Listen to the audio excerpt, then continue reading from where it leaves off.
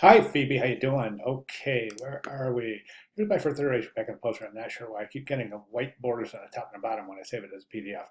I'm not sure either, Phoebe. And basically, I mean, a PDF is going to give you exactly what you have in your file. So I don't have enough information to even troubleshoot. So the one thing I can say is that your file size are both 11 by 8.5 in both the front. I've got the front of the poster up here too, as well as your latest iteration of the front of the poster, as well as the back poster. And I have these up so we can check for visual harmony and consistency.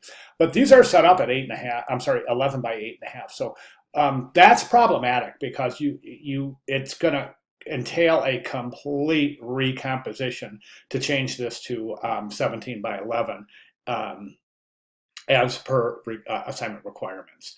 So as I said, I've got these both up here, and the reason I've got these up is because I kind of want to, I want to be able to take a look here for visual consistency, right?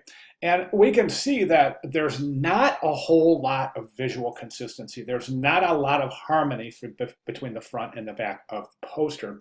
And the reason I say that is it's really the only thing here that is common is the background color. The rest is really dissimilar in terms of visual posture and presentation.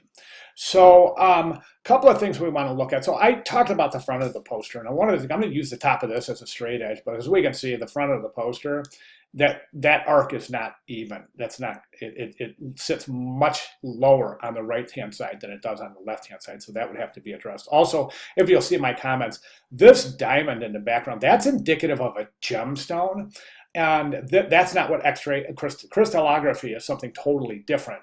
So this is kind of just a missed message, so to speak. It's sending mixed messages. We look at this and we have the first thing we think is it might have to do with jewelry because of the fact that there's this kind of like what would be considered this kind of perfect cut diamond illustration in the background.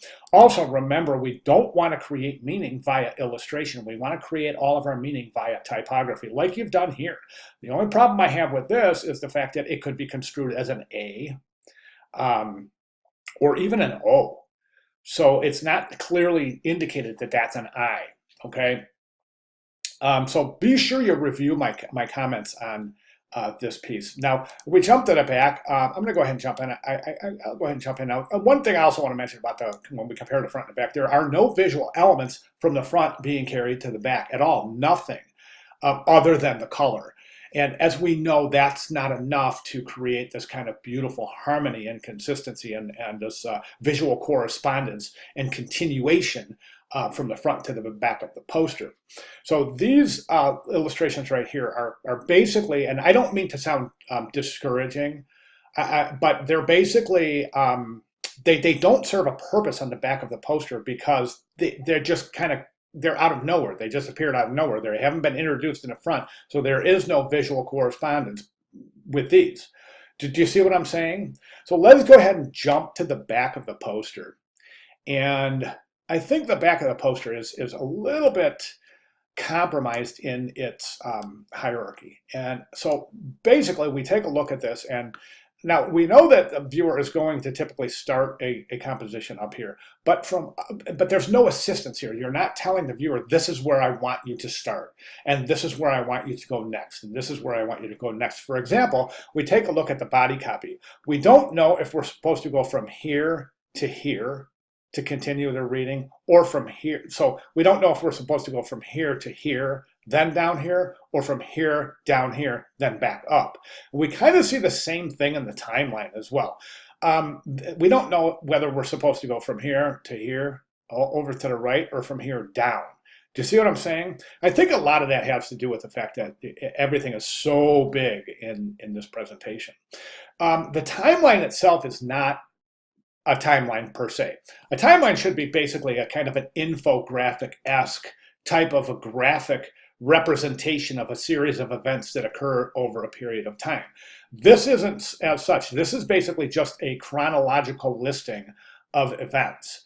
right? So this is not a timeline per se. Now we want to design a timeline. That's the kind of the whole, one of the whole ideas here is to, and one of the great techniques is to take some visual correspondence, take some sort of visual attributes from the front and use them in the back to create your timeline, okay?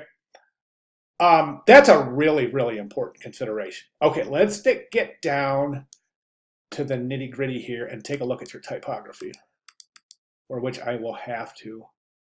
So these look like they've been kind of altered a little bit. Have these been stretched or otherwise distorted? They sure look like they have. And that would point to placing them and resizing them. So you want to definitely check that. We've got some inconsistencies in the way the type sits under the timeline. For example, this is kind of set towards the end of the serif, the text selection. Then over here, this one is set to the horizontal stem of the one. Okay, then this is outdented completely, as is this. This is back to the stem of the one, and then so we have these just kind of assorted. This one's indented a little bit. So we've got these assorted, there's really no consistency in the way the timeline is presented. So again, okay, so typography. So we want to use old style numerals. And boy, I'll tell you what, it looks like this has been stretched too, this type. It certainly looks like it's been distorted to fit the area. I don't know, you definitely want to check that. But here's what we have. So you've got, you want that to be old style numerals, and you want the TH to be superscript. Okay, then all of the areas you have numbers, you want old style numerals. Okay, then areas like this, you want to use small caps instead of all caps. We've got a little inconsistency here, and I'm just going to grab the top of this to use it as a straight edge, but we can see that the type isn't in alignment. The baseline grid is off here, so you want to definitely get that into alignment. That's a widow. You don't want that. That's a typographic widow. You definitely don't want that. Then the line length here is really long. So what you have here is you've got probably in the longest line here, you've probably got over 100 characters. Now with character count, when you're looking at line length, it includes all of the characters as well as the spaces and the punctuation. So I'm guessing you're well over 100 characters here. Optimal character count is anywhere between 49 and 69 or around 49 and 69 to be safe. In some areas, some instances, it could be a little bit longer, but this is really, really long. And whenever you have a really super long line of text, you might consider going into 2 columns of text instead of 1. So the next thing we have, okay, so yeah, all right, so those are basically my comments here. Now, I think that I really think that you need to sit back and really start concentrating here. And again, I just don't want to sound discouraging at all. I really want you to come out of this with a portfolio piece. Are we there yet? I just don't think so, Phoebe. I just don't think so. As far as the size goes, I mean, I would go ahead and take all of the comments from the front and the back of the poster and all of the comments I've made thus far, and I really concentrate on taking an inventory of all of those comments. Now, you have to recompose anyways because we have to, the size requirement is 11 by 17 or 17 by 11 if in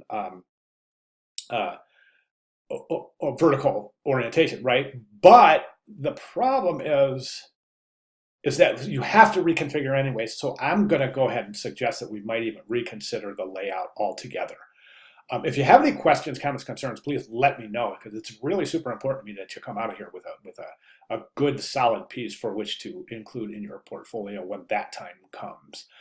Now, I'm probably going to ask you to, when you resubmit your work, for your final, I'm going to ask you to not only include the PDF, but I'm also going to ask you to include the InDesign file so I can check the distortions on these typefaces. There's no way to tell unless I see the actual native file. So, okay, again, I know I threw a lot at you here in the last 10 minutes, and I don't want to overwhelm you, but as I said, I really want you to come out of the class with a great piece for your portfolio. So if you have any questions, if I can clarify anything, or if I can help you in any way to get to where we need to be, please let me know, and I'll be glad to accommodate in that regard. Okay, thank you very much.